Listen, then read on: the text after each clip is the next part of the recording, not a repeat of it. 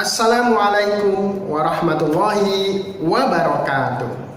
Halo, bertemu lagi dengan Pak Teguh di sini pada mata pelajaran Agama Islam semester 2. Oh iya, Pak Teguh ucapkan selamat kepada kalian yang telah menyelesaikan pembelajaran di semester pertama dan sekarang kita berada di semester kedua. Itu artinya sebentar lagi kalian akan naik kelas. Yeay. Baiklah anak-anakku, ngomong-ngomong, apa kabar kalian di rumah? Semoga kalian dan keluarga baik-baik saja dan selalu dalam lindungan Allah Subhanahu wa Ta'ala. Untuk memulai pembelajaran hari ini, mari kita berdoa bersama. Pak Teguh akan pimpin doa dan kalian ikuti di rumah. A'udzu billahi minasy syaithanir rajim. Bismillahirrahmanirrahim. Raditu billahi rabba wa bil islami dina wa bi Muhammadin nabiyya wa rasula. Rabbi zidni ilman warzuqni fahman. Amin. Ya Allah, tambahkanlah aku ilmu dan anugerahkanlah pemahaman. Amin. Baiklah anak-anakku yang soleh dan soleha, hari ini Pak Teguh akan mengkisahkan untuk kalian kisah seorang nabi utusan Allah Subhanahu wa Ta'ala, yaitu Nabi Saleh alaihi salam. Penasaran dengan kisahnya? Yuk langsung aja.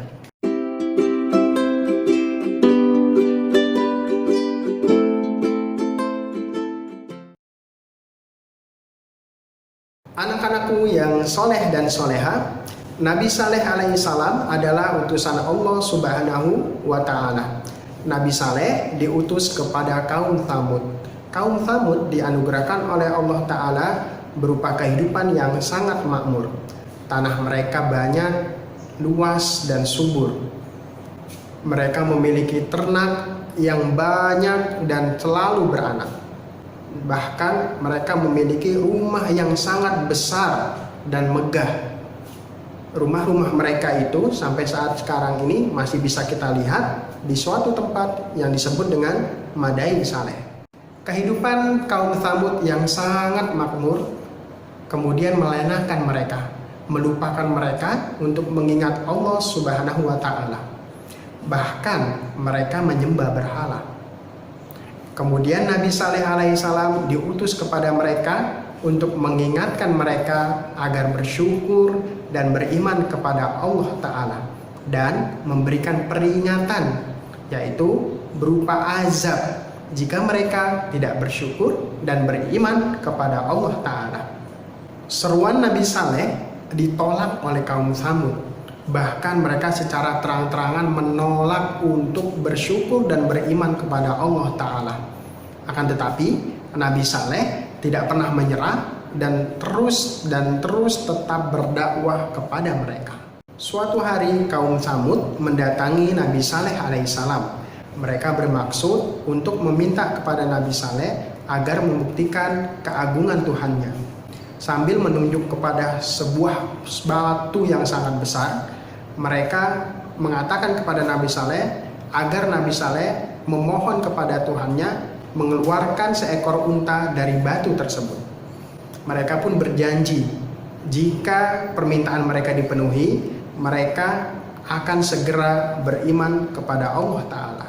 Lalu Nabi Saleh alaihissalam seketika itu juga langsung berdoa kepada Allah Ta'ala agar mengabulkan permintaan mereka. Tak lama kemudian batu di hadapan mereka bergetar dan kemudian terbelah, mengeluarkan unta betina yang sedang mengandung. Kaum Tsamud pun terperangah. Mereka terkejut, tidak percaya dengan kejadian yang ada di hadapan mereka. Lalu beberapa dari mereka beriman saat itu juga kepada Nabi Saleh alaihissalam. Akan tetapi sebagian besar mereka mengingkari janjinya. Kemudian Nabi Saleh memperingati kaum Tsamud agar membiarkan unta betina tersebut minum dari sumur-sumur mereka. Dengan imbalannya, mereka boleh memerah dan memanfaatkan susu dari unta tersebut kapanpun mereka mau. Tetapi Nabi Saleh memberikan syarat, yaitu mereka tidak boleh menyakiti dan membunuh unta tersebut. Jika unta itu disakiti dan dibunuh, maka Allah akan menimpakan azab kepada mereka. Kaum Tsamud yang sudah benci dan dengki kepada Nabi Saleh alaihissalam suatu hari menangkap unta tersebut dan membunuhnya. Kemudian mereka mendatangi Nabi Saleh dan menantangnya agar Tuhannya menimpakan azab kepada mereka. Nabi Saleh pun berkata, "Wahai kaumku, sungguh aku telah menyampaikan amanah Tuhanku kepada kalian. Kemudian kalian tidak mempercayaiku. Ingatlah, azab Allah akan menimpa kalian." Atas perintah Allah, Nabi Saleh alaihissalam dan pengikutnya meninggalkan kaum Tsamud. Kemudian Allah menimpakan azab kepada kaum Tsamud berupa gempa yang sangat dahsyat dan mengguncang mereka. Seketika mereka akhirnya mati bergelimpangan bagaikan kayu-kayu yang sudah lapuk. Anak-anakku yang soleh dan soleha, inilah akhir dari kisah kaum Tsamud.